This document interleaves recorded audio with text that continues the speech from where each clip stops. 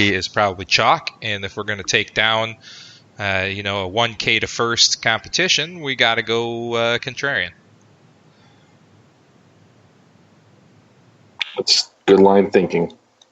So yeah, I mean, you could go with some of those guys. Like I think Malik Smith is the obvious choice. I think Vogelbach, lines up nicely, and maybe even a guy like Navarez or Beckham, some of those guys that have some power. But this Mariners lineup is just so different than what it was at the beginning of the year, as they kind of fell apart and stopped playing over their head, unloaded a lot of those assets. This is just a really it's a depressing lineup to look at, versus that power that they had at the beginning of the year. Absolutely true. They were basically on our lips pretty much every day, and they definitely have faded. So I am going with all batters. I'm going to go Malik Smith in that captain spot. I'm going to go D. Gordon. So I'm looking for like 6 steals between those two guys. I'm going to go Navarez, Beckham, Braun, and Vogelbach to round it out. That would be nice. All right. Here we go. $5 entered. All right, my friend. We teased a little bit last week that we were going to talk football. So I think we're going to get into that. But first, you are listening again, Draft for Upside. DRAUGHT, like draft beer, because that's what we love the most. And you can find us at draftforupside.com, Facebook, Draft for Upside, Twitter, Draft for Upside with the number 4. Draft the number 4 upside. And you are listening live. If you're listening live, if you're not listening live, please come listen live. We are on Lenny Melnick, FantasySports.com, live on the Legend Network, a 24 hours a day streaming podcast, internet sports channel. Find us there. There's a button that says listen/chat live. Membership is free. Log in. Let us know who you are. You can come on these shows. You can interact. There is shows pretty much all day, every day. On Wednesdays, you start with Lenny's daily podcast at 9 a.m. At 10 o'clock, The Suicide Squeeze with Lou Landers. The Hump Day at midday with Cam. At noon, JJ Sports Talk at 2 o'clock. You've got Money One is Twice as Nice with Cam at 5:30. Draft for Upside, of course, with us from 7 to 9. And Fantasy Fan Sportscast with Easy Kill and Chris Allen at 10 o'clock on Wednesdays. So that's the Wednesday lineup. Get excited. Listen all day and, listen and win. Listen to me for PGA picks, apparently. I am now the reigning champion, but more on that later. Anyways, let's get to football. Christopher, you've done a little bit of thinking on the running back positions. I believe I have a spreadsheet somewhere where I started our thoughts on this. So I'm going to let you chit-chat a little bit about running backs, and I'm going to find that spreadsheet. Yeah, I think we were looking at just overall ADP, but I was trying to pull some of these up and take a look at where the ADP rankings were for the running back position specifically. I think it's one of those positions that isn't quite as deep. Doesn't mean that you can't go to it right away. I think a lot of people are trying to find those bell cows, the guys that aren't going to be sharing touches in the backfield, and where they rank. I think that, to some extent, there's a couple guys that are just being valued a little bit too high, and some guys that I think are going a little bit under the radar. And I know we discussed a little bit of that last week, but I am sorting this out here. So there we go. We're looking at running backs. I think the top 3 guys in a lot of drafts, 12 teams or 10 teams, are going to be Barkley, Elliott, and McCaffrey, and I don't have any problem with that. I think I start to get into some questionable nature when you get into the RB5 and RB6 is where I see, guys like maybe even a Melvin Gordon or a Le'Veon Bell, and I certainly think Le'Veon Bell is a guy that I don't understand. I see him anywhere from as high as 5, as low as 10, but I don't remember a running back being successful in any of Adam Gase's offenses unless he was the absolute only guy there. I mean, you look at what happened with. He just won't do it. He likes 3 guys touching the ball minimum. Yeah, and then I think his offensive coordinator also has had a history of guys that aren't being very successful either. I mean, it's one of those things that last year I thought McKinnon had been overdrafted by a lot of people going into San Francisco. It's like we knew who McKinnon was. Why are we drafting him when we think he's going to be something different in San Francisco? Now, that never came to fruition, obviously, because his ACL didn't stay intact, but kind of, we knew who McKinnon was. This is a guy that was injury prone and had missed time on a regular basis when he was given the workload. So why are we overdrafting him there? But I think Le'Veon Bell is kind of that guy in this year's draft. I would not be touching Le'Veon Bell until, I don't know, somewhere in the second round, late second, mid second. So I did a mock draft after we talked last week a little bit, and you don't remember them. You just do them just to look at it. And the interesting one in that one was a 12-team mock draft. The guy that had the number 10 pick got Gurley with 10 and got Le'Veon Bell around the other side at what's that, 14 or 15? That's the latest I'd ever seen Bell go, but that's an interesting start. I mean, that's a win it all or take last place. Yeah, we discussed the pros and cons of Gurley last week, and I can get behind it. I don't mind somebody taking a stab at it, but when you look at where he's ranked, I mean, now I'm seeing him anywhere as low as 17 on some people's boards in terms of just the overall running back being taken. It looks like primarily your ADP is in that kind of the turn of that first and second round. And I think that's kind of where it makes sense.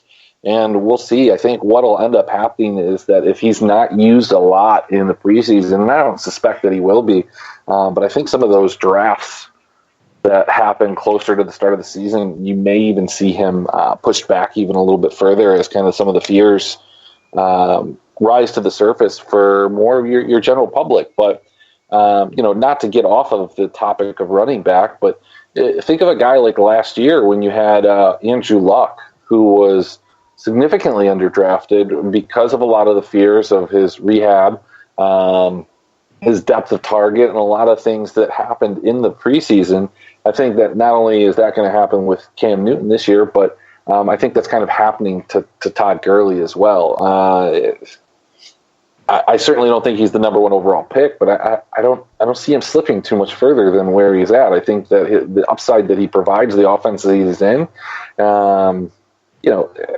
it's fair to have him as like an RB 8, 9, 10, somewhere in that range. Like, who are you going to put above him? James Conner? Joe Mixon? I don't think either of those guys kind of belong there because we don't know what those offenses are going to look like this year. Yeah, definitely. And Pittsburgh's just one injury away from being done. Without Ben, they got nothing. Cincinnati's just awful. Dalvin Cook can't stay healthy. I could maybe possibly make an argument for Nick Chubb, but again, that's another offense we're not exactly sure how it's going to shake out. So, yeah, I mean, you ride Gurley until you can't, and he got you. I mean, a solid 12 weeks last year where he was just phenomenal before it all fell apart on him. So, I mean, if you can get through that much, you worry about what happens after. So I don't feel the same way about Dalvin Cook or Nick Chubb. I kind of completely have the other side of it. I think Dalvin Cook should be elevated above some of these guys. I think the bigger question mark in the first round would be a guy like David Johnson. Sure. That we've seen has the skill, has the talent, but needs to be utilized correctly. Will he be utilized correctly?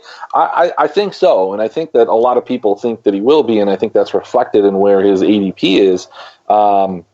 But I think a guy like Dalvin Cook, where we kind of know what that offense is going to look like, yeah, he had some freak injuries, but the guy's fantastic. He has a lot of talent. I don't mind going in on him, and I think we know what the offense is going to look like in Cleveland, and I think Nick Chubb's going to be a big part of it. I think they're going to have a lot of weapons, and we've seen what he can do. I have no problem elevating him higher into the first round. A guy that is in the first round that, if you're worried about Dalvin Cook with injuries, why isn't Melvin Gordon somebody that people worry about? Melvin Gordon, to me, the difference is that Melvin Gordon has been an absolute stud superstar when when not injured, and Dalvin Cook has only shown flashes of that and hasn't done it consistently, where Gordon has been a model of consistency for 3 straight years. So that's why he's up there. But yeah, man, I like Cook and I like Chubb. I like both those guys. I'm not the biggest fan of Kamara. I think that offense changed near the end of the year. I don't think it's the same. I know that his running mate has left, but I'm not convinced Kamara is a top 4 pick. I don't like David Johnson in the middle of the round. Another guy I'll take at the end. I like Cook and Chubb both way more than Connor and Mixon, and definitely Le'Veon Bell for me would have to fall to the back end of the second round for me to take him. Yeah, I mean, I disagree a little bit on Kamara. I think that he's proven and he's going to get enough in the passing game, and especially if we're talking about PPR, that I think that he's fine where he's at, and I think he has the upside there. And I don't disagree with on some of the other things, but I think Kamara has cemented himself in there. I think Melvin Gordon is more of the guy that I have questions about, just because when you watch the guy play, he just doesn't. I don't know. He just doesn't look good to me until he gets into that 10-yard line and gets in, position to score, and they give it to him. 100%. I can't watch him play, brother, but when you look at the box score at the end of the day, it's always filled nicely. Sometimes, you have to look at that and say, when is this going to change? When's regression going to happen? And I think it's going to happen this year. So I think he's been significantly overdrafted for a guy that gets as banged up as he does. I don't mind if you want to take a chance on some of these guys like a Melvin Gordon. You get in early and you try and trade out for another guy later. So you take him where his ADP is. He has a couple good games, and then you shop him. Adam, how are you feeling about this top 10 to 12 running back class? Where are you falling on this? Who's your number one guy?